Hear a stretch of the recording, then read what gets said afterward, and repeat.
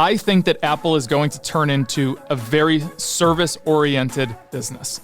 So it's not only going to be wearables, it's not only going to be hardware, but it's also going to be services.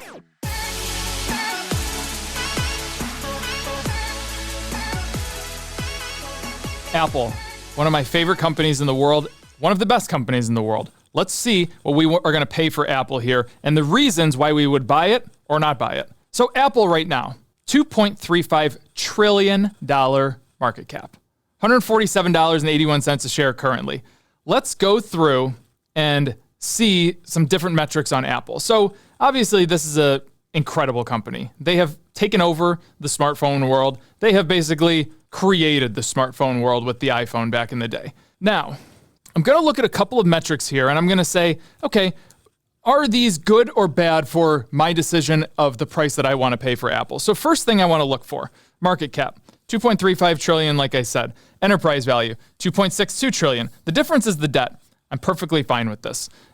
They are one of the best capital allocators. They know what they're doing with their cash. They know what they're doing when it comes to debt. I am perfectly fine with that. Speaking of capital allocation, the 5-year return on invested capital is one of the highest I've ever seen, especially for a company of this $2.35 trillion echelon. 38%. And if you look at the trailing 12-month, 53%. What that means is that when they reinvest in themselves, they are getting back 38% over the last 5 years of the money that they put back into themselves. That is an incredible feat. An absolutely incredible feat. What else do I like here? They pay a little dividend of 0.6%, which is an astonishing $15 billion. Now, let's see here. Something else. Gross profit margin, 43%. Bottom line margin, about 25%. The question becomes, where does this number go over a long period of time? Up, down, stay the same. That's something that we're going to have to look at and what we're going to have to decide. Now, something else I look at when I see companies that are kind of, well, extremely well known and could get hypesters going after them is what am I going to see on the revenue side? So let's look at revenue of Apple over the last decade. Called $174 billion. 2017, they did $239 billion. 2019, they did $268 billion, $294 billion, and then there was a big jump of $75 billion. So are they going to sustain, this jump was not so big at about $10 billion.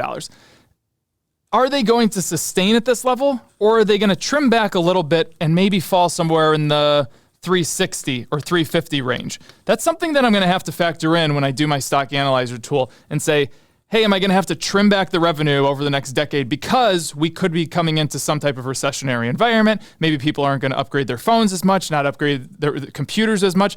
The PC market right now is basically going back to, this is what the PC market was for the decade prior to COVID. It was basically nothing.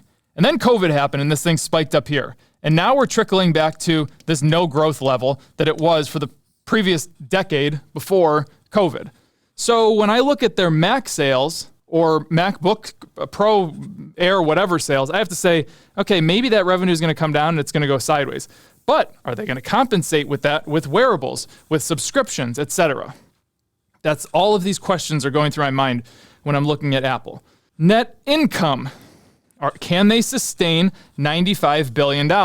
They went from doing 37 to 44 to 50s, 60s, 100, and then 95. So is that sustainable? My guess is that they would probably come back closer to this 63 number, 64 number. But who knows? We need to figure that out. That's some research that you can do in the 10K and see what the projections are. Excuse me. Now, guys, if you're liking what you're seeing in the software, and I'm going to come over here to the 8 pillars. If you're liking what you're seeing, we're offering a special $7 for 7 days. Try the software out. I'm going to go through Stock Analyzer in a little bit, but before we do that, I want to look at the 8 pillars, then I want to go through some bull and bear cases, okay? So looking at the 8 pillars, of course, we have everything is looking great except for our 2 valuation metrics. And for me, I go a step further. I put in my own pillars with our pillar screener under tools. There's quadrillions of different combinations that you can do. But I pulled out my own. So what I like to look for is a 5-year PE less than 25. We're not hitting that with Apple. Of course, we have our ROIC greater than 12. I'm a little bit more strict on that than just the 9% on the traditional 8 pillars. Shares outstanding, buying back shares. Are they buying them back at a good price? I don't know, but they're buying back shares. Free cash flow growth is there. Revenue growth is there. So all these things are kind of checking out for me. And I like what I'm seeing, especially the ROIC. So Apple's market cap is 2.35 trillion. That's great. People get very excited about that. Now, what's the bad thing about that? That's nearly as big as the Russell 2000. So is that sustainable? That's the question. Also, smartphone sales across the globe have fallen 12%. Is that the new norm? Is that we're going to start trimming back on cell phone sales? Are people going to keep keeping their phones longer than upgrading every year, upgrading every 2 years? Everybody that I know, except for fanboys like myself, they don't upgrade every year. Maybe they upgrade every 2 years, but traditionally they upgrade every 3 to 4 years, just because the software can keep up. And when their phone starts getting slow, battery starts getting bad, that's when they upgrade. That usually goes 3 or 4 years. So that's something that you definitely need to look at. Now, looking at bull cases, Apple has overtaken Samsung. Samsung was out there for a very long time being the leader in the phone industry, and they have taken them over. They take about 23% of the market share right now. So that is a great thing for Apple. The great thing about Apple or Android, when you get onto their system, you create an ecosystem. Nick here has an Android. He has an ecosystem with them. It's very hard for him to go out and buy an iPhone or go buy an iPad because it doesn't sync with all of his devices. For me, it's very difficult for me to go buy an Android because I have iPad, iPhone, a MacBook, everything that just syncs for me right off the bat.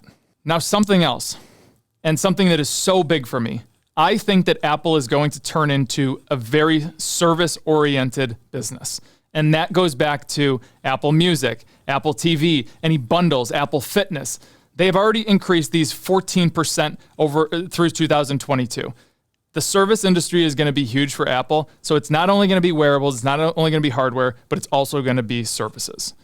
So let's find out what we can pay for Apple. Let's see what the analysts have to say. So they're seeing earnings per share growth, maybe high single digits going from $6.36 in 2023 to about maybe $9 in 2027. Revenue growth, $413 billion to $563 billion. It's probably mid-single digit growth. I tend to disagree with this only based on the thesis of them becoming a service industry, service-based business. Not completely, but definitely it's going to be a bigger part of it. That's why I think that the margins can be higher there. So let's go to Stock Analyzer and see what we pay here. So looking at 10 years for the revenue growth, let's put in 5, 8, and 11. Let's say they crush it on the service side. Profit margin. Let's go with 21. Let's say they hit harder times for a little while. Let's go 20. Let's go 24, and then we'll go 27 on the high side. Again, profit margin, crushing it, service, higher margins. Free cash flow. I'm going to go with 23, 26, and 29. PE, let's go with 15, 17, and 19. 15, 17, and 19. And the reason I'm going, actually, I think 15 is low. Let's go with 15, 6.